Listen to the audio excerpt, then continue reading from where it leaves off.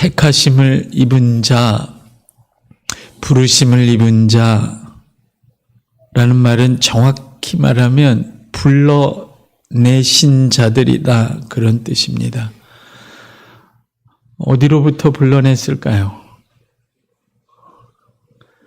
불러내신 자들이에요. 택하심을 받은 자 하면 뭔가 나는 특별하구나 그렇게 생각이 들기도 하고, 혹은 내가 택하심을 받은 자인가? 아닐지도 몰라, 그런 의심이 들기도 하죠. 그래서 오늘은 이 말씀을 택하심을 받은 자들, 부르심을 받은 자, 정확히 말하면 불러내심을 입은 자, 이것이 우리의 정체성이고 하나님의 은혜인데, 여기에 사명이 있어요. 이 불러내신 은혜, 그리고 부르심 받은 자, 택함 받은 자의 사명, 이런 것들을 한번 명확히 정리해 봤으면 좋겠어요. 불러내심을 받은 자들이다, 그런 표현이에요. 원래 에클레오, 어디로부터 하나님이 우리를 불러내셨다. 정확히 말하면 이 세상에서 불러내신 것이 아니라 이 세상도 스스로 어쩌지 못하는 죄와 죄 올무죠. 죄의 지배, 그 죄와 아무도 벗어날 수 없는 죽음, 그리고 뭘 해도 벗어날 수 없는 인간의 이 세상의 공허함, 허무로부터 하나님이 우리를 불러내셨다, 그런 뜻입니다. 단순한 것 같지만 너무나 놀라운 기쁜 소식, 복음이 아닐 수 없습니다. 왜냐하면 저와 여러분, 이 세상 전체는 아무리 스스로 애써도 죄에서 못 나와요. 죽음에서 나오는 사람 보셨습니까? 허무한 짓에서, 헛된 영광을 쫓는 일에서, 헛된 즐거움을 쫓는 일에서, 그 공허함에서 나올 수 있는 사람을 보셨습니까? 결국은 모든 것은 헛되다라고 고백할 수밖에 없는 세상에서 시간이 없다고 분주하게 사는 게 인생이에요. 세상에서 우리를 빼낸 것이 아니기 때문에 우리는 예수 믿고 산속으로 들어갈 수가 없어요. 세상에서 빼낸 게 아니에요. 세상도 거기서 나오지 못하는 죄와 죽음과 허무에서 우리를 불러내셨어요.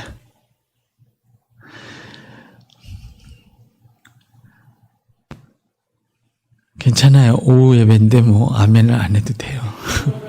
불러내셨어요. 됐어요. 불러내셨습니다. 놀라운 일이에요. 신약에 교회를 뜻하는 단어가 두 개 있습니다. 하나는 에클레시아, 불러냈다, 불러낸 자들이라는 뜻이에요. 다시 이야기할게요. 세상에서 불러낸 게 아니에요. 우리는 월요일이 되면 또 세상에 가서 일해야 돼요. 세상 속에 있지만 이 세상이 거기서 빠져나오지 못하는 죄와 죽음과 허무에서 건져냈단 말이에요. 그러면 어디로 보내셨겠어요? 교회라는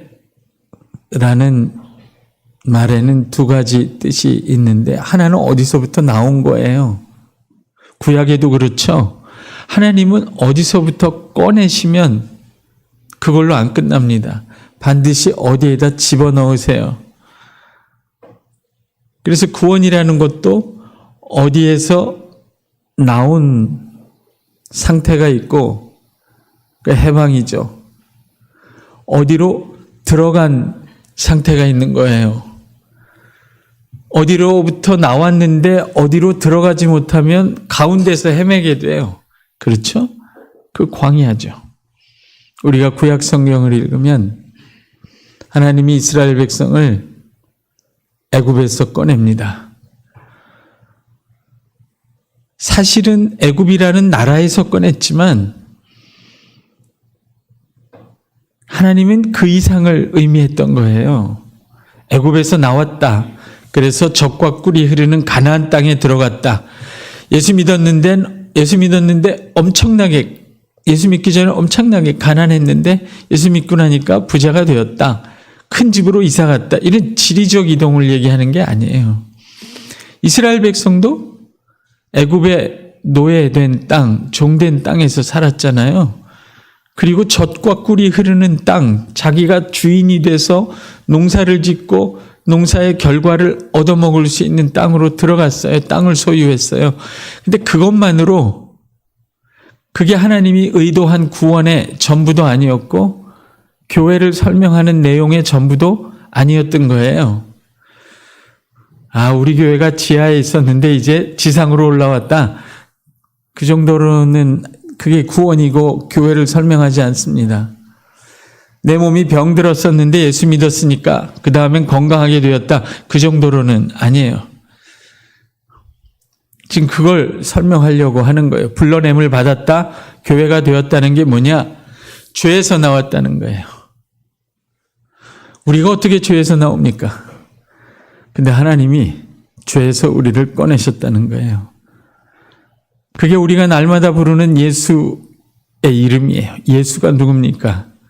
자기 백성을 그 죄에서 건져내시는 분이에요. 저와 여러분은 우리 자신의 죄와 싸울 생각도 없고 싸울 능력도 없을 때라도 저와 여러분이 믿고 있는 예수는 여러분을 여러분의 죄에서 꺼내시기 위하여 목숨까지 내어놓고 싸우십니다. 내가 나 때문에 이 죄의 권세에서 나오는 게 아니라 내가 부르는 예수라는 이름, 나를 내 죄에서 건져내시기 위하여 나보다 더, 나보다 먼저, 나보다 더 많이, 아니 내가 싸우지 않을 때라도 자기 목숨을 내어놓고 죽기까지 싸우시는 그분 때문에 여러분은 예수의 이름을 믿고 부르는 한 죄에서 나오십니다. 나왔고 나오고 있고 나올 거예요. 예수, 나를 내 죄에서, 우리를 우리 죄에서 건져내실 분이에요. 불러내심을 받았다는 건 그러니까 죄에서 나왔고 나오고 있고 계속 나오는 사람들이라는 뜻입니다.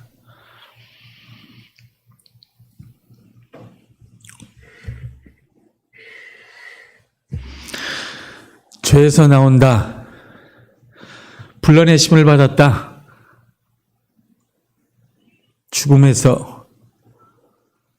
죽음으로부터 불러내심을 받은 자들이라는 뜻이라고 했어요.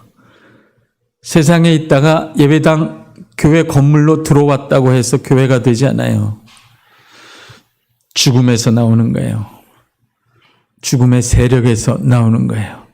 죽고 죽이는 일에서 나오는 거예요. 남을 짓밟고라도 네가 죽어서 내가 살 수 있으면 그것이 불의해도 하는 일, 그런 불의에서 나오는 거예요.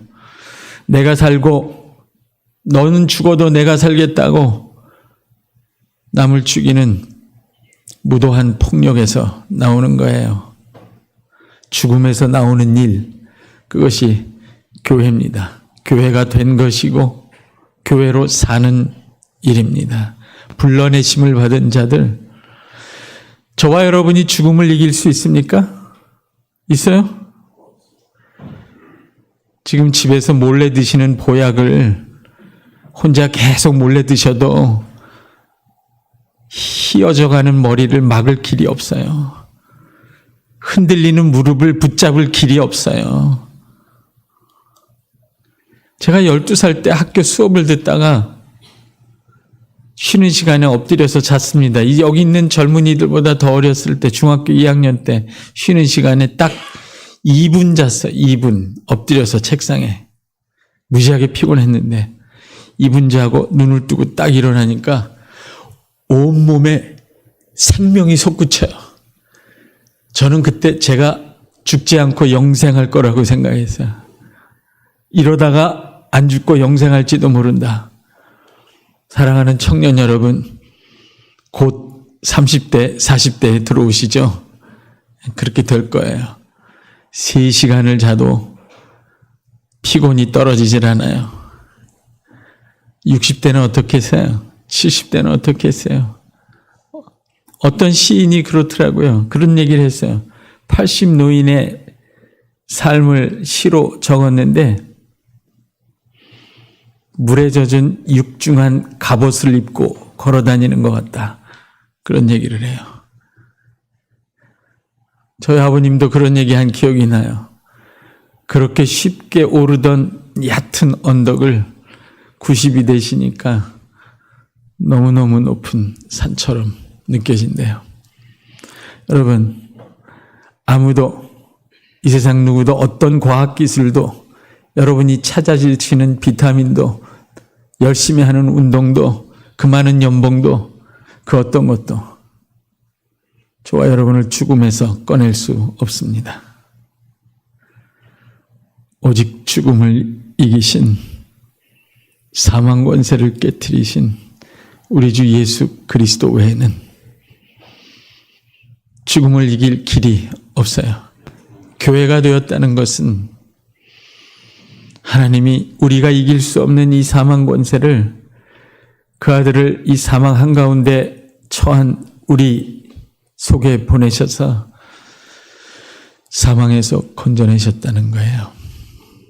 여러분은 죽음이 없는 땅에 서게 될 거예요. 안 믿어지시죠? 청년들, 이런 게 목숨을 걸 만한 기쁜 소식이에요. 여러분이 직장에 가서 얼마나 많은 연봉을 받아도 다 죽음 아래 있는 것들 뿐이에요. 남을 죽이고 짓밟고 얻을 수 있는 작은 생명, 조그만 생명, 그게 기쁜 소식이 아니에요. 우리 모두를 사망의 권세에서 꺼내실 수 있는 분, 그분을 믿고 찬양하는 일, 그분을 따라 생명의 길을 걷는 일, 내가 살겠다고 남을 죽이는 그런 일에서 벗어나는 일, 생명의 삶을 사는 것, 그것이 교회입니다. 교회는 죽음에서 나온 사람들이에요. 나오는 사람들이고 영원히 죽음 없는 땅으로 들어가는 사람들입니다. 허무에서 나온다고 했잖아요.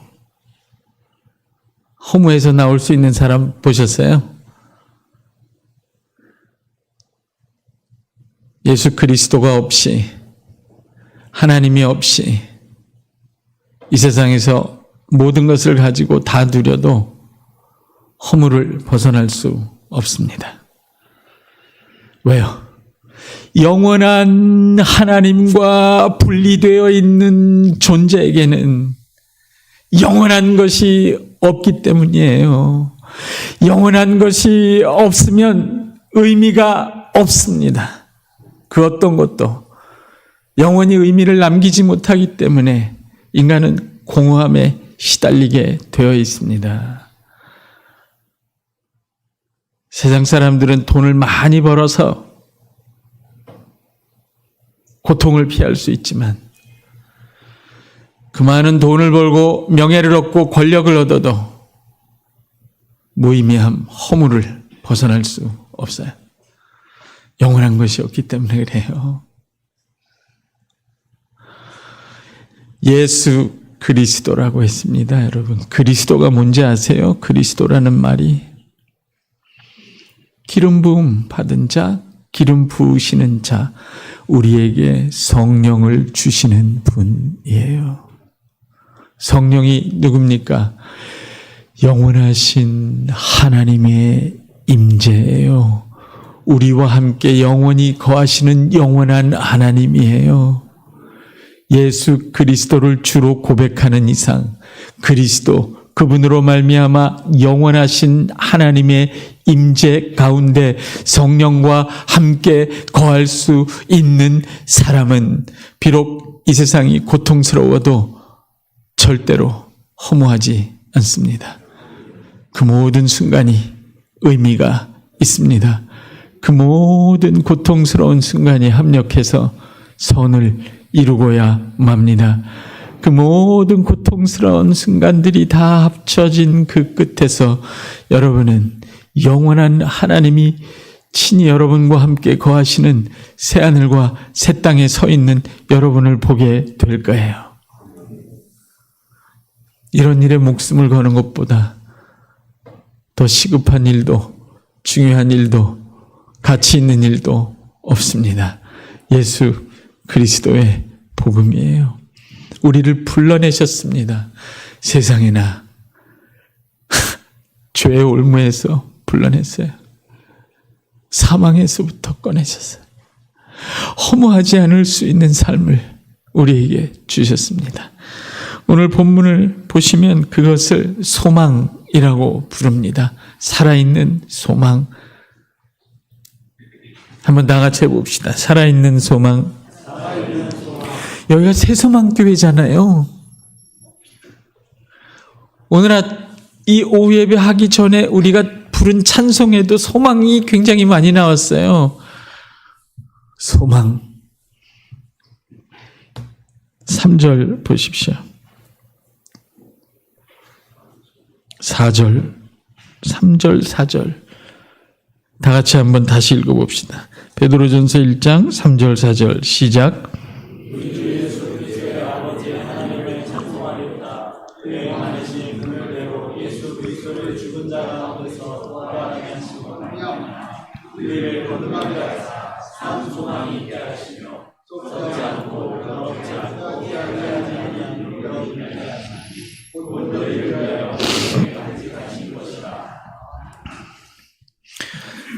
삼절에 가만히 보면 우리가 통상 알고 있는 복음, 기쁜 소식이라고 할 때 예수님이 십자가에 달려 죽으셔서 내 죄를 사해 주셨구나. 내 죄를 사해 주셨구나. 사실은 죄를 사한 것보다 더 중요한 말은 그 죄의 권세에서 꺼내 주신 거예요. 그냥 죄를 없애 주신 정도가 아니라 죄에서 나오게 하셨고 나오고 있게 하셨고 완전히 나오게 하시는 능력으로 십자가를 지신 거예요. 3절에 예수 그리스도께서 우리를 위하여 하신 일이 정말 놀라운 일이 기록되어 있습니다. 그분이 죽으셨어요. 왜? 왜 죽으셨어요? 우리가 잘 알듯이 우리의 죄 때문에 죽으셨죠. 죄의 결과는 사망이면 저와 여러분이 사망을 감당해야 맞아요.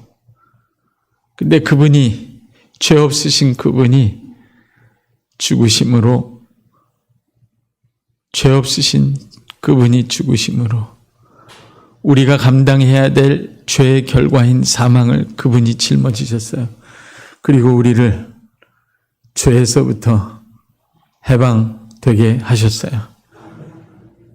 더 심하게 어쩌면 오해가 될 수 있도록 표현하면 이런 거예요.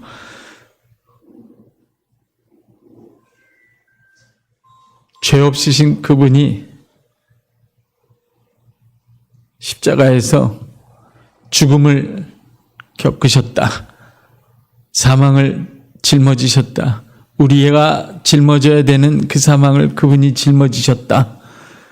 그리고 그분을 내가 믿고 있다라고 하면 여러분과 저의 죄는 여러분과 저를 사망으로 끌고 가지 못합니다. 죄의 결과가 사망인데 그 결과를 이미 그 아들이 내 대신 져버렸어요. 따라오세요? 여러분의 죄는 여러분을 사망으로 끌고 가지 못해요. 고통스럽게 하고 깨닫게 할 뿐이에요. 죄의 결과가 사망인데 그 사망을 당신이 믿고 있는 하나님의 아들이 대신 짊어져 버렸어요. 당신의 죄는 당신을 사망으로 끌고 가지 못합니다. 당신의 죄의 결과가 사망인데 그 자리에 가보면 거기에 당신이 져야 될 사망을 대신 지고 있는 그 아들을 당신이 보는 거예요. 세상에 이런 게 어디 있습니까? 여러분의 죄가 여러분을 사망으로 못 끌고 가요. 이런 게 복음 아니에요. 기쁜 소식입니다. 그럼 마음대로 죄를 져요? 아니죠. 끊임없이 그 십자가가 우리로 하여금 우리의 죄에서 돌이키게 만듭니다. 죄를 단념하게 만들고 죄를 벗어나 그분이 거저 주신 의를 선물로 받고 누리고 행하게 만듭니다. 하지만 기쁜 소식은, 너무나 충격적이고 놀라운 소식은 십자가에 달리신 그 아들 때문에 그 아들을 믿는 여러분에게 여러분의 죄는 여러분을 사망으로 못 끌고 갑니다. 누구든지 그리스도 안에 있으면 결코 정죄함이 없어요. 참 기쁜 소식이죠. 우리가 이런 표정으로 들을 이야기가 아니에요. 너무너무 기쁜 소식이에요. 근데 하도 많이 들어가지고 그 부활하셨어요. 죽은 자 가운데서 부활하심으로 말미암아 그분이 부활하셨다는 게 왜 나한테 복음이고 기쁜 소식입니까? 예수 믿는 내가 그분과 함께 죽고 그분과 함께 사망해서 나왔기 때문이죠. 아멘. 여러분, 요즘은 우리 개신교에서는 예수님이 우리 죄를 사해 주셨다. 그것만을 참 많이 강조하는데요. 초기 교회 교부들에게는 부활이 그렇게 놀라운 복음 중에 하나였어요. 부활의 복음을 그렇게 좋아했어요. 사망이 그 큰 입을 벌려서 사람들을 마구 삼키고 있었다는 거예요. 아무도 예외 없이.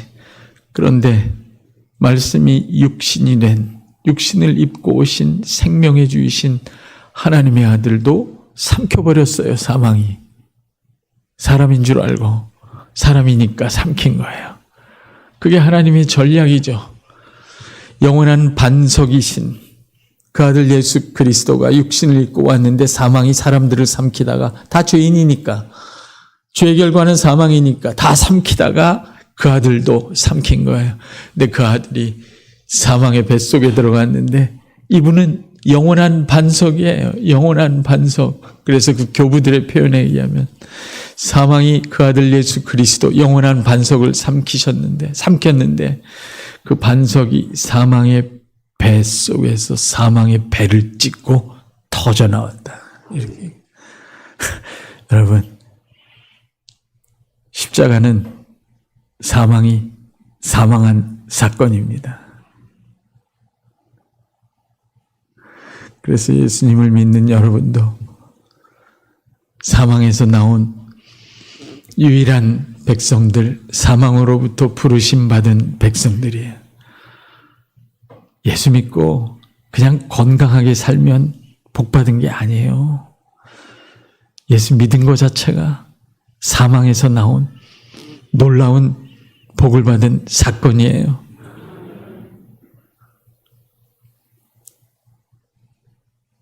목사님, 오늘도 몸이 아프고 힘이 들고 죽어가고 있는데 무슨 사망에서 나왔다는 거예요? 그렇게 말할 수 있겠죠. 그래서 다음 이야기가 나옵니다. 부활하심으로 말미암아 우리를 거듭나게 하사. 한번 해봅시다. 거듭나게 하사.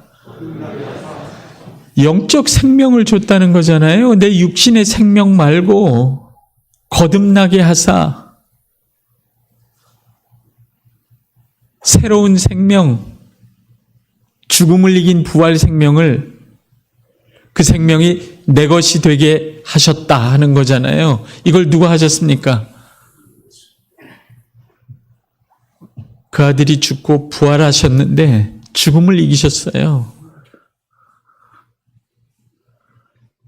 제가 나이가 되니까 이런 원색적인 복음을 얘기하게 돼요, 자꾸. 다른 건 다 부차적인 거예요.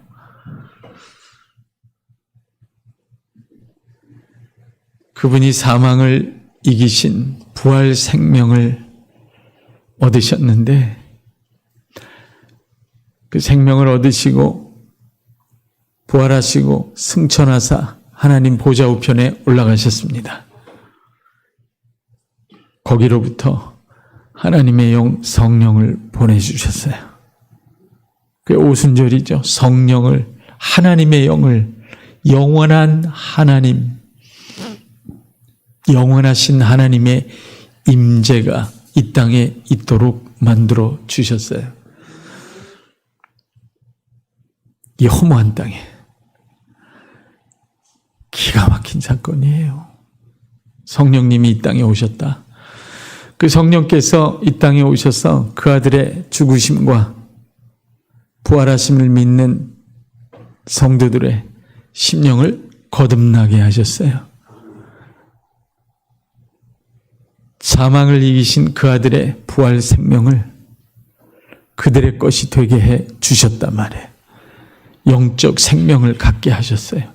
영원한 생명을 갖게 하셨어요. 그래서 사도 바울이 그렇게 표현하잖아요. 고린도후서 4장에 우리의 육신은 날로 늙어지나 썩어지나 후패하여 지나 우리의 속은 날로 새롭도다. 어떻게 시간이 지났는데 날로 새로워집니까? 그거는 죽음을 벗어난 성령, 생명의 영의 역사가 아니면 그렇게 되지 않아요.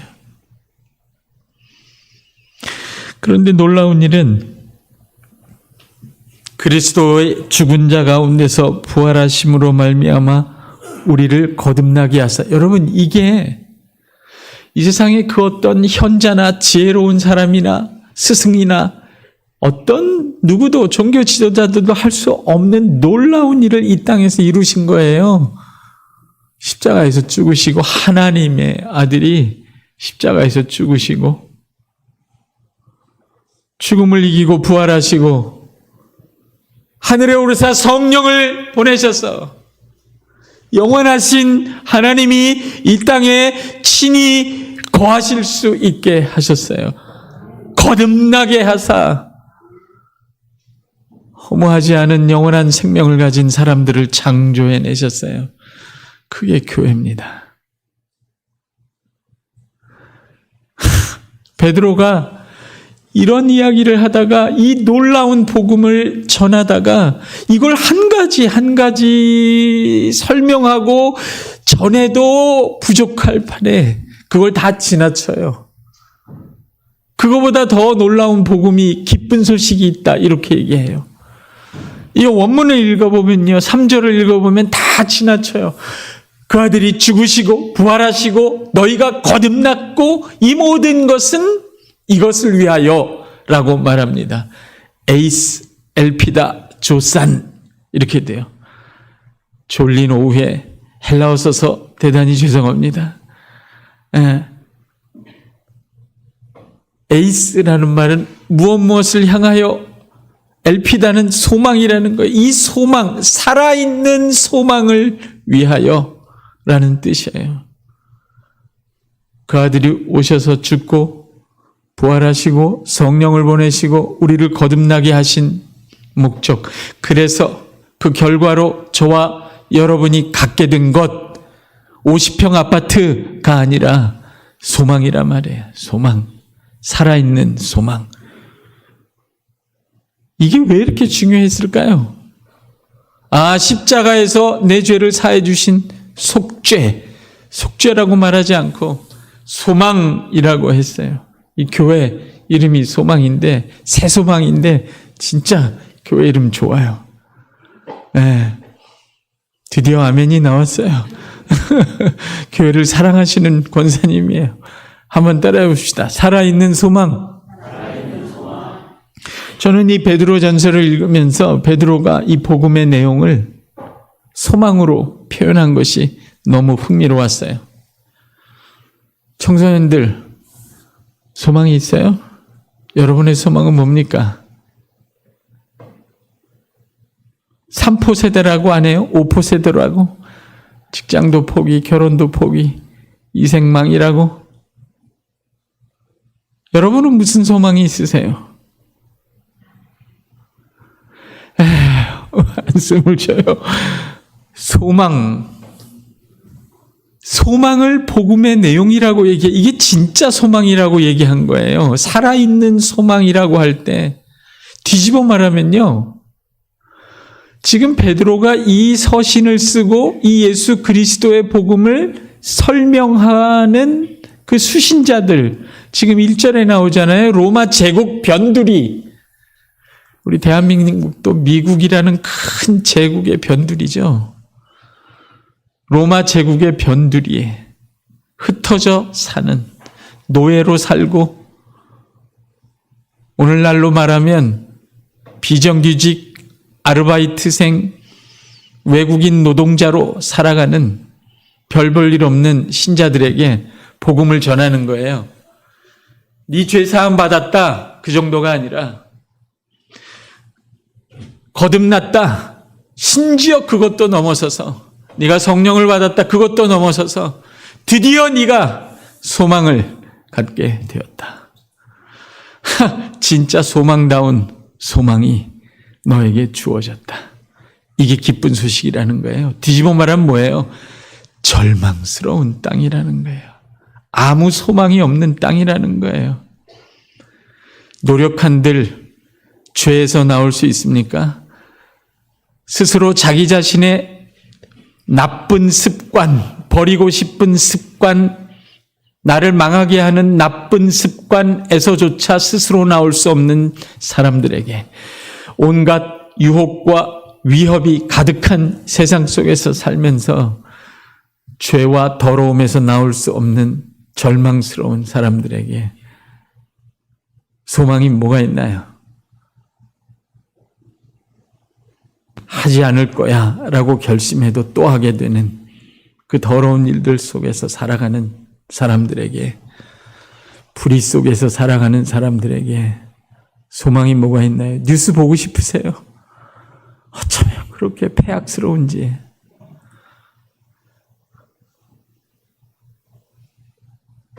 뉴스를 보는 것 자체가 너무 힘이 들어요.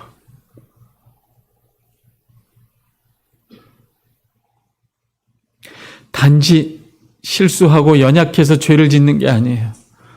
의도적으로, 고의적으로 거짓에 거짓을 더하여 부패에 부패를 더하고 폐악해갑니다. 당시 로마 제국도 그랬어요. 황제가 권력 다툼을 통해서 자기 형을 죽이고 엄마를 죽여서 권력을 얻습니다. 그런 세상에 무슨 소망이 있습니까, 여러분?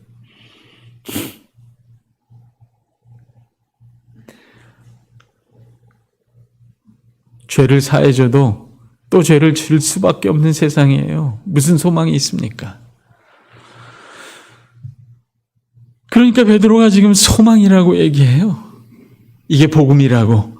결국 그리스도께서 십자가에서 죽으시고 죽음을 이기고 부활하시고 성령을 너에게 보내주셔서 드디어 소망 같은 소망을 너희에게 주셨다. 너희는 절망의 땅에 살지만 소망을 가진 백성들이다. 진짜 소망을 가진 사람들이다. 예수 믿으면 복 받아요. 예수 믿으면 돈 많이 벌어요. 예수 믿으면 직장 잘 돼요. 건강해져요. 좋은 집으로 이사 가요.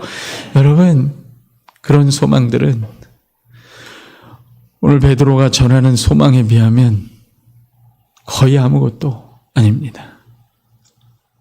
진짜 살아있는 소망을 전하고 있어요.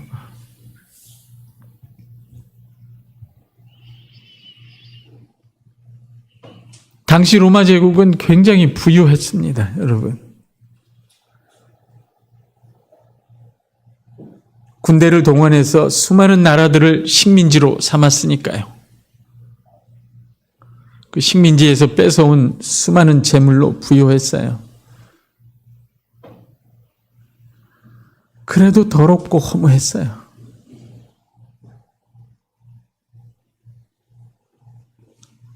그들은 로마가 많은 복을 받았다고 말했겠죠. 수많은 재물에 취해서. 우리가 많이 알고 있지 않습니까? 모여서 날마다 연회를 하고 먹고 또 먹고. 제가 대학생 때만 해도 TV에서 먹방이라는 걸 못 봤어요. 처음에 먹방이 나올 때 되게 놀랍더라고요. 남들이 먹는 거를 구경하면서 정말 저게 프로그램이 될까? 근데 온통 먹방이야. 유튜버들도 먹방하는 사람이 돈을 제일 많이 벌어요. 먹고 또 먹는 거야. 그 로마 제국 시대에 날마다 연회를 하며 수많은 식민지에서 빼앗아온 온갖 음식들과 화려한 것들로 먹고 마시고 놀았습니다. 사람이 먹으면 금방 배가 부르잖아요. 그러니까 그들이 연회할 때 요만한 욕조가 또 있어요. 거기 가서 개워냅니다. 그리고 속이 비어지면 좀 있다가 또 먹어요. 그거밖에 즐거움이 없죠. 여러분 뷔페 갔다 와서 늘 후회하죠? 먹는 건 한순간인데 그걸 빼는 거는 일주일 한 달이 더 걸려요. 먹고 또 먹고 개워내고 또 먹고. 인구의 3분의 1이 노예였어요, 여러분. 노예들한테 무슨 소망이 있나요? 무슨 소망이 있어요? 노예가 돈을 모아서 재산을 불릴 수가 있었습니까? 없었습니다. 노예 자신이 주인의 재산이에요. 재산 취급받아요. 직장에 가서 사장이 야, 너 연봉 1,500짜리 일로 와봐. 이렇게 얘기하면 여러분 얼마나 죽고 싶죠. 왜 그런지 몰라요. 회사에서도 정규직은 파란색 목걸이, 인턴은 노란색 목걸이, 그거 달고 다니는 것 자체가 고통이에요. 노예는 어떻게 했어요? 로마 제국 시대에. 차별하잖아요. 비정규직은. 파견 나간 직원들은 미묘하게 구분하고 수치감을 주잖아요. 그런 세상에 무슨 소망이 있었겠어요? 로마 제국은 더했단 말이에요. 남자 노예도 그런데 여자 노예는 더했어요. 주인이 저녁에 만찬을 베풀고 먹고 마시고 놀다가 재산이잖아요. 여자 노예를 불러서 자기의 욕구를 채우어도 아무 말도 할 수가 없어요. 그냥 이게 인생인가 보다. 그런 건 혹시 견딜 수 있을지 몰라도 그렇게 해서 아이가 나면 그 아이를 기르는 재미에 기쁨에 삽니다. 노예지만. 근데 그 아이가 12살, 13살이 되면 주인이 이제 다 컸구나 하고 그 여자 노예 엄마 노예에 허락 없어. 필요가 없어요. 허락을 받을 필요가. 재산이니까. 돈이 필요하면 갖다 팔아요. 여러분 그 여자 노예가 무슨 소망이 있었겠습니까? 소망이 있었겠어요. 그 세상에. 죄와 죽음과 허무가 가득한 세상에서 소망을 발견할 수 없었던 수많은 로마 제국에 흩어져 있던 사람들, 세상 사람들 속에서 드디어 참된 소망을 발견한 그 소명을 소유하게 된 사람들이 태어난 거예요. 그리스도인들이 태어났어요. 이 사람들은 죄가 소멸된 나라, 더 이상 죽음이 지배하지 않는 땅, 허무가 휩쓸지 않는 나라, 그 나라를 자기네가 유업으로 받았다고 확신했던 사람들이에요. 왜? 자기네가 믿고 있던 그 아들 예수 그리스도, 하나님의 아들 예수 그리스도가 십자가에 달리신 것을 봤어요. 죄를 무력화한 것을 봤어요. 그분이 부활하셔서 수많은 제자들에게 나타나신 걸 봤어요.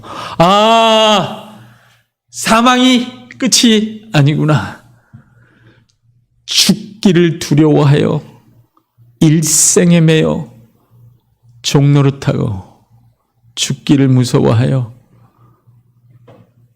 눈 감고 불의를 행하고 아는 이웃을 배신하고 짓밟고 빼앗고 착취할 수 있었던, 죽기를 무서워하여, 이러다가 내가 잘려서 먹고 마실 것, 직장을 잃으면 어떻게 하나, 죽기를 무서워하여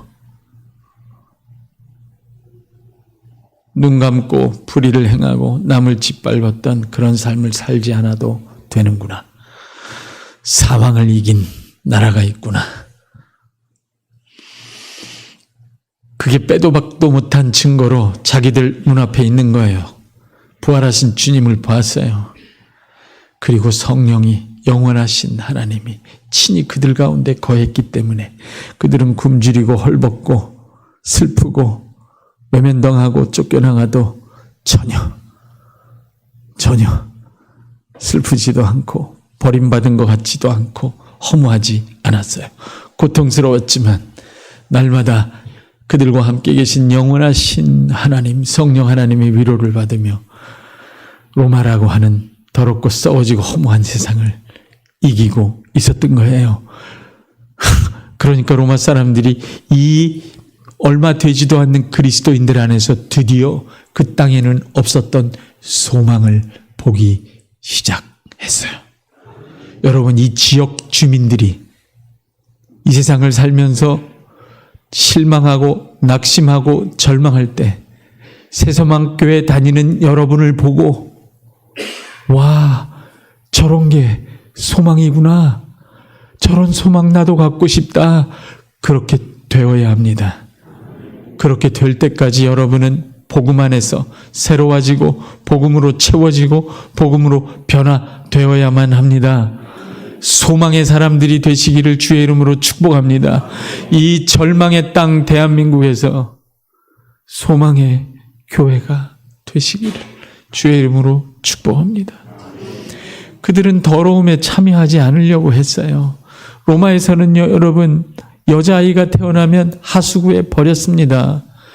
그런데 예수 믿는 사람들은 그 여자아이도 하나님의 형상이라고 데려다 길렀습니다. 전염병이 돌 때 사람들은 전염병 걸린 사람들을 버리고 가족이라도 버리고 도망갔을 때 그리스도인들은 버려진 그 사람들을, 전염병 걸린 그 사람들을 찾아서 위로하고 치료하고 죽으면 묻어주는 사람들이었어요. 와, 이 사람들은 죽음을 두려워하지 않는구나. 사랑이 먼저구나. 그 사람들 속에서 소망을 봤어요. 와, 이 사람들은 사람들을 차별하지 않는구나. 이 사람들 모인 곳에 가니까 주인도 노예도 차별 없이 형제 자매라고 부르고 입 맞추고 서로 배려하고 순서를 지키고 모였다가 같이 성찬을 하고. 여러분, 주인이 왜 노예를 기다립니까? 그게 고린도전서 11장에 있지 않습니까, 여러분? 문제가 뭐예요? 어떤 사람들이 성만찬을 하는데 먼저 와서 먼저 먹고 마는 거예요. 대부분 그 로마 제국의 주인들이었을 거예요. 늦게 오는 성도들이 있죠. 왜 늦게 와요? 노예들이니까 그런 거예요. 일하고 오는 거예요. 그런 걸 꾸짖었어요. 사도 바울이 기다려라. 그리고 함께 성만찬을 해라. 로마 시대에는 꿈도 못 꾸는 교훈이고 야단이에요. 왜 주인이 노예를 기다립니까? 그런데 너희는 이곳은 그런 곳이 아니라고 얘기하는 거예요. 너희는 동일하게 하나님 나라를 유업으로 받은 사람들이라고 얘기하는 거예요. 아멘. 3절에 보면 이 소망이, 세상에 없는 이 소망 누가 만들어준 거예요? 예수 그리스도가 만들어준 거예요. 이 소망을 너희가 받았단 말이에요. 진짜 교회 이름 좋아요.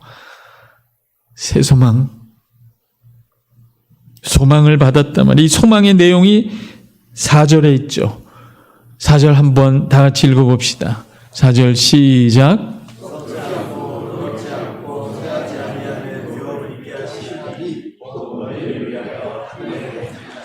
제가 순서를 약간 바꾸면 더럽지 않고를 먼저 하면 더럽지 않고 썩지 않고 쇠하지 않는, 따라해 봅시다. 유업. 유업으로 되어 있죠. 유업이 뭐예요? 물려받는 거잖아요.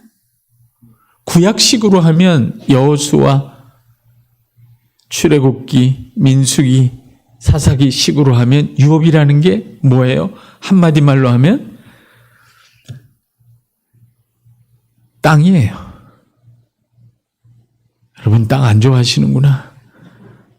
땅이에요. 땅. 땅은 싫고 아파트는 좋아요? 같은 거예요. 땅이에요. 그러니까 4절에 단도직입적으로 거칠게 표현하면 예수 그리스도께서 죽고 부활하시고 승천하셔서 우리에게 뭘 주셨다고요? 소망을 주셨어요. 근데 그 소망의 내용이 뭐라고요? 한마디로 하면, 한 단어로 하면, 한 글자로 하면 땅이에요. 그러면 예수 믿으면 소망을 받은 거죠. 아멘? 그러면 소망을 갖고 있으면 그 소망의 내용이 뭐라 그랬어요? 땅이에요. 그럼 예수 믿으면 뭘 받은 거예요? 네. 낯서세요? 새하늘과 새 땅 그 얘기예요. 근데 새하늘과 새 땅 그러면 굉장히 멀리 있다고 느끼니까 제가 한 단어로 줄여서 거칠게 표현하는 거예요. 예수 믿으면 뭘 받은 겁니까? 드디어 감이 오세요? 예수 믿으면 땅을 받은 겁니다. 네, 땅을 받은 거예요. 여기 청년들 예수 믿으면 뭘 받은 거예요? 거의 원룸, 고시원 이런 데서 살 가능성이 높아요. 예수 믿으면 땅을 받은 거예요. 그런데 이게 기쁜 소식이에요, 사실. 성경을 보면 이게 낯선 표현이 아닙니다. 구약을 보세요. 하나님이 일단의 히브리 노예들을 이집트에서 꺼내요. 노예로 살던 애굽 땅에서 꺼내서 결국 뭘 약속해요? 젖과 꿀이 흐르는 땅을 약속해요. 예수 믿고 그렇게 고결한 척 하지 마세요. 에? 그 신앙생활 잘하고 또 부동산 투기는 따로 하고 그러는 것보다 차라리 예수 믿고 내가 땅을 받았다. 그렇게 말하는 게 정직해요. 구약에서도 복음은 땅이에요. 땅을 주는 겁니다. 하나님은. 왜 땅을 주겠어요? 온 땅은 하나님의 것이기 때문에 그래요. 하나님이 이 천지를 창조하시고 이 천지를 소유한 주인입니다. 주인이 자기 거를 자기 마음대로 하는데 누가 뭐래요? 누구에게 주겠어요? 자기 백성에게 줍니다. 뭘? 땅을 줘요. 이 세상을 줍니다. 너희는 먼저 그의 나라와 그 일을 구하라. 그리하면 이 모든 것을 너희에게 더하시리라. 같은 얘기예요. 그게 아담에게 한 얘기예요. 야, 내가 말씀으로 창조한 이 세상을 너에게 준다. 내가 너에게 말씀으로 이르노니 이 선악과를 먹지 말라. 그게 뭐든 간에 하나님의 말씀을 지켰다면 그 말씀으로 창조된 그 세상을 그가 소유하고 누리고 다스렸을 거예요. 잃어버렸죠. 그러니까 하나님의 언약 백성, 언약을 통해서 하나님의 말씀을 받아들이기로 한 그 백성에게 하나님은 뭘 줘요? 땅을 줘요. 따라서 이제부터 예수 믿은 나는 땅 부자다. 드디어 표정이 좋아지기 시작했어요. 땅 부자다. 이게 여러분 전혀 생소한 얘기가 아니에요. 유업을 받았다. 어려운 얘기가 아니에요. 기업을 받았다. 유업을 받았다. 거칠게 말하면 구약식으로 표현하면 땅이에요. 그냥 예수 믿고 죄 용서해 준 것만이 아닙니다. 뭐 하려고 죄를 용서하겠어요? 그 땅은 죄가 없는 땅이에요. 죄가 지배하지 않는 땅을 받았으니 죄가 지배하지 않는 땅을 소유하고 죄가 지배하지 않는 땅을 영원히 소유하고 누리려면 죄에서 나와야 되는 거예요. 그러니까 죄를 사해 주시는 거예요. 그러니까 내가 나올 수 없는 죄에서 나를 꺼내 주시는 거예요. 왜? 죄가 없는 땅, 죄가 지배할 수 없는 땅을 소유하고 누리는 새로운 아담, 새로운 백성이 되라고. 아멘? 비현실적인 얘기 같으세요? 예수님이 십자가에서 죽으신 것만큼이나 확실한 이야기입니다. 여러분이 예수 믿고 받은 그 땅이 얼마나 광대하고 아름다운지 여러분의 두 눈으로 보게 될 거예요. 그거 보실 때 제가 한 말 기억하세요. 한번 생각해 봐. 옛날에 그 교수님이 와서 그 소리를 했는데 호황하더만 실제네. 그럴 수도 있지. 4절에 그렇게 얘기합니다. 더럽지 않고 썩지 않고 쇠하지 않는 땅. 진짜 저는 청년들한테 말하고 싶어요. 밤새 학원 가서 공부 안 하잖아요. 학원 가서 핸드폰 보고 조금 공부하고 독서실에 가서 공부 안 하잖아요. 핸드폰 보고 공부 조금 하고 그렇게 몸부림쳐서 겨우겨우 직장 가서 연봉 받아서 저축 안 하잖아요. 맛집 가고 동남아 가고 그렇게 해서 겨우겨우 모아가지고 뭐 하시려고? 뭘 얻으려고? 무슨 소망이 있어요?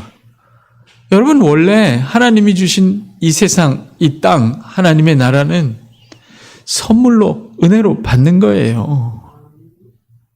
청년들이 이걸 알고 공부하고 직장 가서 일했으면 좋겠어요. 예수 믿으면 여러분은 불가피하게 땅 부자가 되신 겁니다. 여기 무슨 동이죠? 상봉동이에요? 상봉동에서 세수만교회 성도님들 여러분보다 더 많이 땅을 가진 사람이 있어요? 없어요? 없어요. 상봉동에서 나 땅 부자야 하고 식당에 가서 어깨 피는 사람들, 그 사람이 장로님일 경우에 문제가 돼요. 그러나 그 사람이 예수 안 믿는 경우에는 게임이 안 돼. 그렇죠? 누가 감히 내 앞에 와서 땅 부자라고 어깨를 펴요? 내가 땅 부자예요. 땅은 땅인데 4절에 보면 더럽지 않고, 그러니까 이 세상에서 땅 한 평이라도 얻고 싶어서 노력을 하더라도 이미 이 영원한 땅을 얻었다는 걸 알고 하는 거하고 모르고 하는 건 엄청 차이가 있단 말이에요, 여러분. 이미 내가 이 땅을, 하나님 주신 땅을 소유한 사람으로서, 땅 부자로서 내가 이 세상에서 땅 한 평 뭐가 필요해서 얻겠다고 애쓸 때 기분하고, 주여 나를 도우사 28평에서 23평으로 가게 하옵소서. 그 기도가 전부이고 그게 자기가 알고 있는 복음의 전부인 사람하고는 천양지차예요, 여러분. 아시겠어요? 다시 합니다. 제가 믿지를 못해요. 아멘 했는데도 왜 믿음이 안 가냐 이거예요. 나는 상봉동에서 제일 넓은 땅을 소유한 부동산 재벌이다. 아멘 하잖아요. 청년들 여기 아멘 하잖아. 왜 청년들은 해당이 안 돼? 조건이 뭐야? 예수 믿는 것밖에 없어요. 아브라함에게도 하나님이 약속하셨어요. 하나님이 아브라함을 부를 때 네가 잘 믿으면 내가 네 죄를 깨끗하게 씻어주겠다. 청년들 수련회 가서 맨날 찬양하면서 내 죄 사해 주시옵소서 그렇게 하고 또 밖에 나가서 또 죄 짓고 맨날 반복하잖아요. 그게 복음의 내용이 아니에요, 사실은. 전부가 아니라고. 아브라함에게 얘기했잖아요. 내가 너에게 땅을 주겠다. 열방을 주고 땅을 주겠다. 그걸 소유하고 다스릴 만한 의와 공도를 가진 백성이 되어라. 그렇게 얘기한 거예요. 이 하나님이 은혜로 주신 영원한 땅을 이미 소유하고 그걸 어떻게 다스릴 수 있는 사람이 되는 게 문제지. 그러니까 4절에 더럽지 않고 썩지 않고 쇠하지 않는 땅이라고 얘기합니다. 예? 그래도 여러분 중엔 그러면 그렇지. 상봉 땅이겠어 이게? 더럽지 않고 뭐 조건이 많네.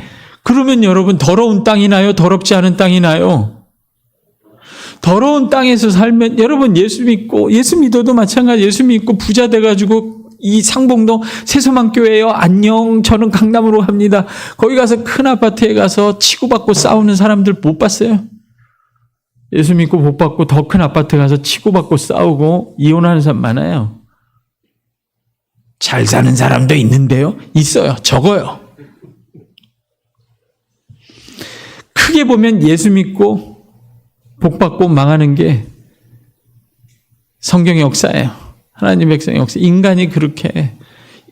인간이 예수 믿고 복을 받아서 더 많은 큰 집으로 이사 갈 수는 있는데 예수 믿고 복 받아서 죄에서 나오는 거는 어려워요.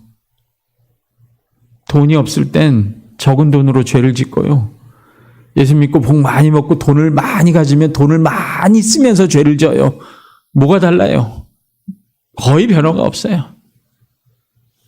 작은 교회에서는 작은 규모로 싸우고 죄 짓고 큰 예배당에서는 큰 예배당 져놓고 큰 규모로 싸우고 죄 짓고 죄에서 나오는 게 어렵지. 복 받는 게 뭐가 어려워요? 예수 잘 믿으면 저절로 어쩔 수 없이 복을 받습니다. 죄에서 나오는 게 어렵죠. 허무함에서 나오는 게 어려워요.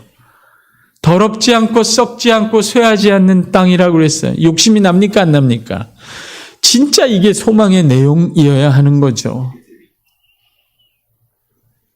우리나라에서 제일 비싼 땅이 강남이 아니라 명동이라 하대.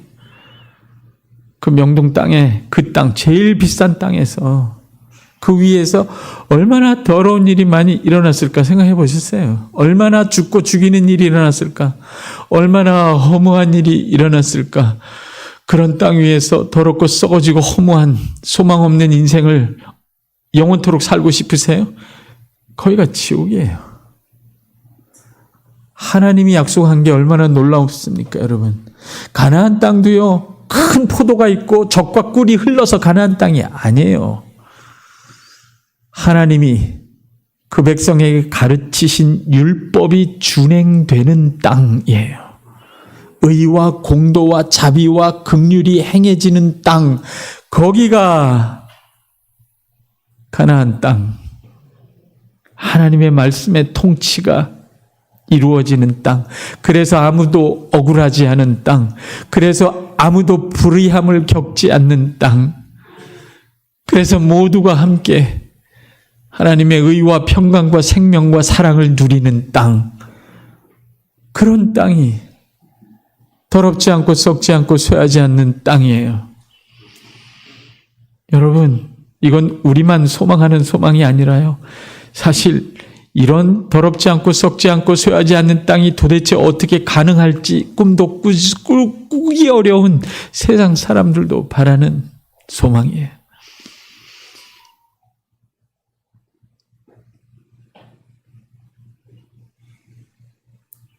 우리가 이 소망을 가질 때, 이 더럽지 않고 썩지 않고 쇠하지 않는 땅, 이 소망을 가질 때 비로소 우리는 이 땅에서 소망의 사람들이 될 것입니다. 더럽지 않은 땅이에요. 아까 말씀드렸죠. 왜 더럽지 않나요? 죄가 없기 때문이라고 그랬죠.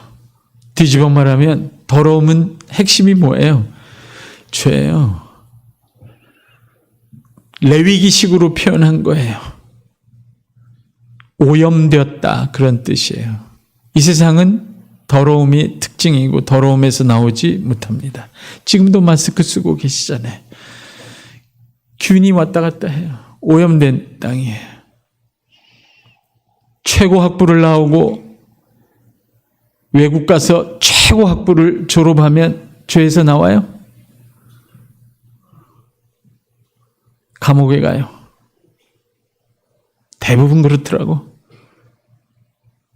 죄에서 못 나와요. 더러움에서 못 나와요. 더러운 것 중에 가장 더러운 건 거짓말입니다. 그래서 이단이 제일 더러워요. 하나님에 대한 진리를 왜곡하는 거예요. 이 세상에 거짓이 얼마나 가득한지 보세요.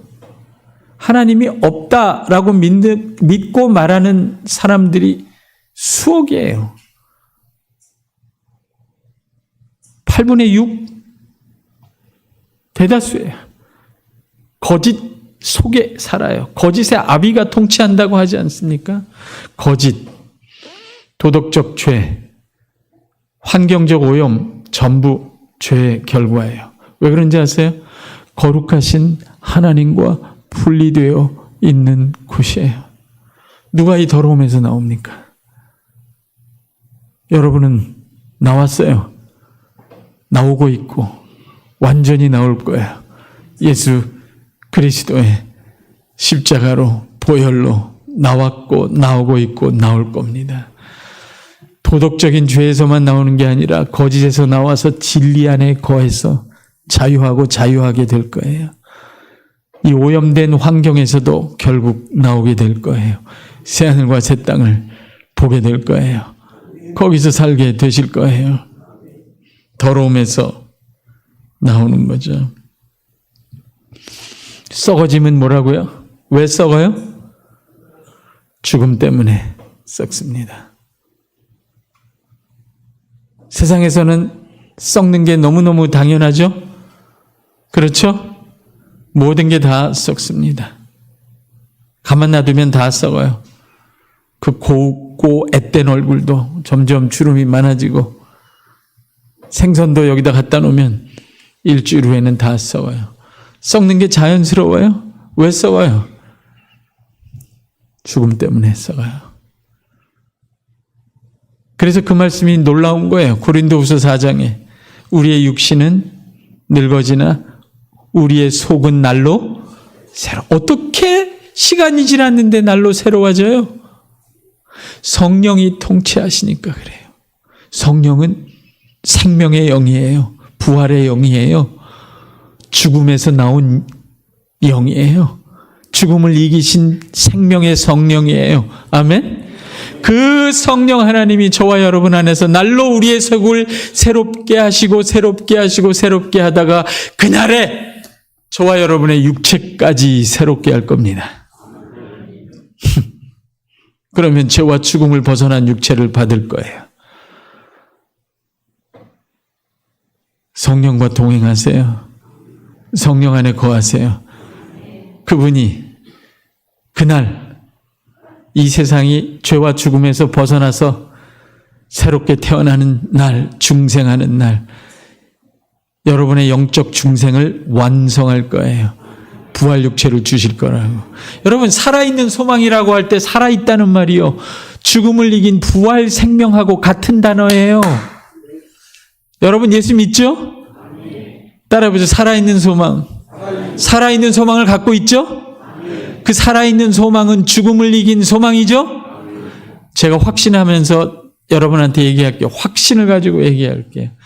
그 살아있는 소망을 여러분이 갖고 있으면요, 여러분이 죽고 나서도 그 살아있는 소망이 여러분 안에 역사합니다. 여러분이 죽어도 여러분 안에 있는 살아있는 소망은 없어지지 않아요. 할렐루야. 쇠하지 않는 땅이라고 그랬죠? 허무하지 않은 땅 얘기했어요. 허무하지 않는 땅. 최근에 몇 달 전에 어떤 연예인 청년 하나가 스스로 목숨을 내려놨어요. 그리고 편지를 썼어요. 자기는 이제부터 무슨 의미를 찾는 영원한 여행을 시작한다고. 돈도 있고 명예도 있는데 허물을 감당하지 못해서 삶을 놓아버려요. 수많은 청년들이, 수많은 사람들이 허무에 시달립니다. 이 나라는 허무하지 않습니다. 쇠하지 않는 나라. 왜 쇠하지 않는 나라예요?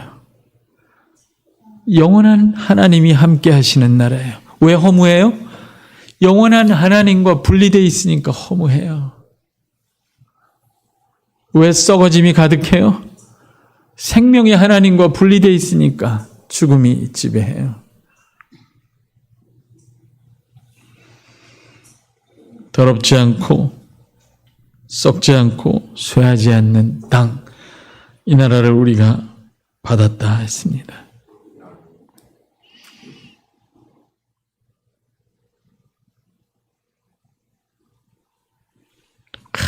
더 많이 하고 싶은데 끝났어요. 이 뒷부분은 목사님께 맡겨야 될 것 같아. 이 말만 한마디 하겠어요. 이제 확실하게 이것만 제가 확신하게 다짐을 하고 가겠어요. 여러분이 왜 부동산 부자인지, 그리고 그걸 의심할 수 없는 부르심 받은 사람들인지, 왜 더럽지 않고 썩지 않고 쇠하지 않는 땅을 소유한 존재인지, 왜 그걸 의심할 수 없는지, 그것만 얘기할게요. 제가 이 본문을 읽다가 이 세 가지가 굉장히 특이했어요. 왜 우리가 받은 이 유업 땅을, 이게 복음으로 받은, 은혜로 받은 소망의 내용인데 하늘에 간직되어 있다고 그랬죠? 4절에 보면. 따라오세요. 서운하세요? 아, 그거 봐. 내 죽으면 가는 거잖아. 여러분 잘 날 보세요. 아니에요. 아니라고. 이걸 죽으면 받는 땅이 아니에요. 죽으면 가는 천당이 아니라고요. 이미 받았고 이미 여기서 소유하고 있고 이미 이 땅에서 여러분이 살고 있어요. 그냥 하는 말이 아니에요. 잘 보세요. 3절에 보면 예수 그리스도의 사역을 세 가지로 설명하죠. 제가 이미 설명했어요. 예수 그리스도의 사역을 여러분 이거 봐요. 세 가지로 설명한단 말이에요. 첫째, 십자가죠. 죽으심. 그죠? 두 번째가 뭐예요? 부활. 세 번째가 뭐예요? 거듭나게 하셨다는 것도 예수님이 부활하시고 승천하셔서 성령을 이 땅에 보내셔서 성령 하나님이 우리를 거듭나게 하신 거죠. 그러니까 예수님이 이 땅에 오셔서 이루신 놀라운 일 세 가지가 십자가, 부활, 성령이 오신 오순절, 성령이 임재하기 시작한 거예요. 이거 보세요, 여러분. 십자가가 뭐예요? 이 더러움이, 잘 들으세요. 이 더러움, 죄가 가득한 이 세상 한복판에서 더러움을 씻는 샘이 터진 사건이에요. 스가랴가 얘기한 대로 더러움을 씻는 샘이 예루살렘과 유대아의 거민들을 위하여 그날에 열리리라. 받는 사람은 받는 거예요.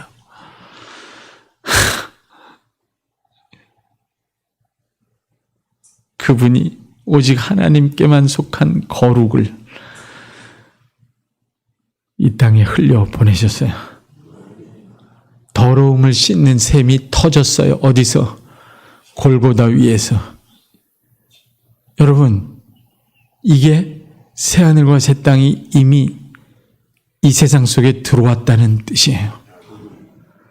십자가에서 그 아들이 보혈을 흘렸을 때 드디어 이 세상에 모든 죄, 더러움을 짊어지시고 그분이 더러움을 씻는 샘을 이 땅에서, 이 세상 한복판에서 터뜨리셨어요. 그래서 예수님이 이렇게 얘기하신 거예요. 하나님 나라가 가까이 왔다. 회개하고 돌이켜 하나님을 믿으라. 여러분, 새하늘과 새 땅은 여러분이 죽고 나서야 가는 곳이 아니에요. 이미 그리스도와 함께 십자가 위에서 이 세상 안에 들어왔어요. 이젠 이해가 되시죠? 그분이 부활하셨어요. 사망이 지배하는 이 세상 한복판에서 그분이 사망 권세를 이기고 빈 무덤을 남기고 부활해 버리셨어요. 부활해 버리셨다고요. 사망이 생명에게 삼킨 삼키움을 당하는 일이 이미 시작됐어요. 그래서 예수님이 그렇게 말씀하신 거예요. 하나님 나라가 가까이 왔다. 이미 왔다는 거예요. 새하늘과 새 땅이 지금 우리가 살고 있는 이 세상 속에 이미 들어와 있는 거예요. 그리스도의 부활하신 사건으로 썩지 않는 땅이 시작된 거예요. 들어왔다고요. 하나 남았죠. 쇠하지 않는 땅. 그분이 죽고 부활하시고 우리에게 성령을 이 땅에 오순절날 보내셨어요. 성령 하나님을 보내셨다고요. 영원하신 하나님, 그분과 함께 있으면 결코 허무할 수 없는 존재, 영원한 삶. 인간이 하나님 없이 한 번도 경험할 수 없었던 영원한 삶. 부족함이 있을 수가 없는 영원한 삶. 허무할 수 없는 삶. 모든 의미와 사랑으로 충만한 삶이 성령과 함께 오순절날 교회 안에서 시작됐어요. 새하늘과 새 땅이 이미 오순절날 교회 안에 들어왔습니다. 아멘. 하나님 나라가 이미 왔어요. 새하늘과 새 땅이 이미 왔어요. 신천 신지가 이미 왔어요. 신천 신지가 여기까지만 할래요. 누구한테 왔어요? 여러분 예수 믿으세요? 예수 믿으시죠? 예수 믿으면 여러분 안에 예수 그리스도의 십자가가 있습니까? 없습니까? 더럽지 않은 땅이 여러분 안에 들어와 있습니까? 들어와 있지 않습니까? 들어와 있어요. 이미 하늘에만 간직된 게 아니에요. 그리스도의 십자가가 있는 심령마다 하늘에 간직된 더럽지 않은 땅, 장차 이 세상 끝에 여러분과 제 눈앞에 펼쳐질 더럽지 않은 땅, 이 지긋지긋한 더러움과 죄가 사라진 땅이 그리스도의 십자가와 함께 예수 믿는 교회인 여러분 안에 이미 들어와 있어요. 여러분 더럽지 않은 땅을 소유했어요? 안 했어요? 소유했죠. 증거가 뭐예요? 십자가예요. 십자가가 있어요, 여러분 안에? 그러면 더럽지 않은 땅이 여러분 안에 있어요? 있죠. 의심할 수 있어요, 없어요? 없어요. 여러분이 더럽지 않은 땅을 소유한 땅 부자라는 사실을 의심할 수 있어요, 없어요? 없어요. 의심하려면 십자가를 부인하세요. 여러분 예수 믿으세요? 그분은 죽고 부활했어요. 부활 생명이 여러분 안에 있어요, 없어요? 대답이 저런 있어요, 없어요? 그러면 썩지 않는 땅이 여러분 안에 있어요, 없어요? 있죠. 여러분 예수 믿고 성령을 받으셨죠? 성령이 아니고는 예수님을 주라 시인할 수도 없어요.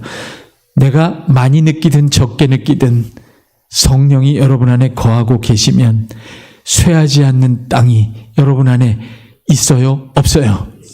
그러면 증거가 세 가지나 돼. 여러분 부동산 계약하면 서류 받아요, 안 받아요? 몇 장 받아요? 꽤 많이 받습니다. 더럽지 않고 썩지 않고 쇠하지 않는 새하늘과 새 땅을 받은 증거. 부동산 등기. 증거가 여러분 안에 있어요, 없어요? 있어요, 없어요? 여러분은 영원한 나라의 땅 부자입니까? 아닙니까? 부동산 아세요? 부동산? 부동산 말 의미가 뭔지 아세요? 흔들리지 않는 땅입니다. 지나가면 요즘 공인중개사라고 하죠? 옛날엔 다 부동산이라고 썼죠? 거짓말하지 마세요. 세상에 무슨 부동산이 있어요? 세상에 흔들리지 않는 땅이 어디 있어요, 여러분? 아멘 안 해요? 흔들리지 않는 땅이 세상에 어디 있습니까? 다 흔들립니다. 무너집니다. 땅값도 올라갔다 떨어집니다. 휴지 조각이 되기도 하고. 흔들리지 않는 땅은 하나밖에 없어요. 히브리서 12장 28절. 너희가 흔들리지 않는 나라를 받았으니, 따라해보세요. 우리는, 새소망교회 성도인 우리는 부동산 부자이다.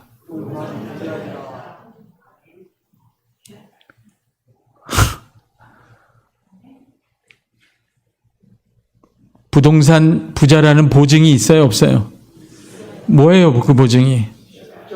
십자가, 또 부활, 그 다음에 그러니까 상봉동을 지나가다가 큰 주택 앞에 지나갈 때 어깨가 움츠러들면 여러분 가슴을 만져봐. 내 안에 십자가가 있나? 부활이, 성령이 있나? 예수 그리스도가 있나? 이 제가 만들어낸 얘기가 아니에요. 사도 바울도 성령은 장차 오는 것의 보증이라고 하셨어요. 여러분 부동산 부자 맞아요? 부자는 너그러워요. 자벨풀고. 우리 중에 가난한 자가 따로 있고 부자가 따로 있어요? 전부 다 부동산 재벌이에요. 교회 이름 바꿔요. 부동산 재벌 교회로. 서로 악수 한번 합시다. 지루한데. 자, 서로 악수. 당신이 부동산 재벌이 된 걸 축하합니다. 왜 청년들 안 해? 청년들 해야지. 어? 그 뼈 빠지게 일해가지고 돈 벌 생각은 나중에 하고 일단은 부동산부터 받아. 흔들리지 않는 나라. 이 얼마나 좋아요. 받고 시작하는 거야. 재벌 아들로 시작하라고요. 밑바닥에서 시작하지 말고. 따라오세요? 청명부 담임 목사님 기도 많이 하세요. 우리 모두 부유한 자입니다. 그러면 세상에선 어떻게 살아요? 나그네와 행인으로 사는 거예요. 날마다 더러움과 싸우며 죽음의 세력과 싸우며 죽고 죽이는 일에 참여하지 마세요. 나오려고 애를 쓰세요.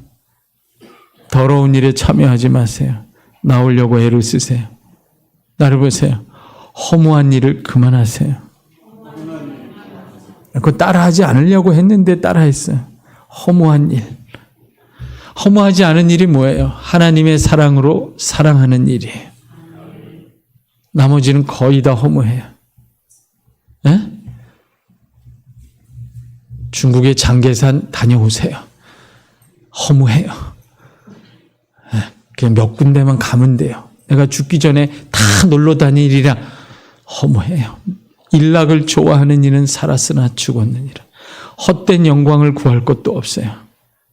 아니 이렇게 엄청난 영원한 나라를 부동산으로 얻었는데 이렇게 부유한 사람인데 너그럽게 하나님의 온전한 사랑으로 사랑하고 그 사랑으로 나에게 맡기신 사람들을 끝까지 지켜내고 소망 없는 사람들 속에서 하나님의 사랑으로 사랑하여 저들을 하나님 앞으로 인도해내는 일, 이 소망의 나라를 이 절망의 땅에서 증거하는 일 외에 하나님의 사랑으로 열심히 사랑하는 것이 영원히 남아요.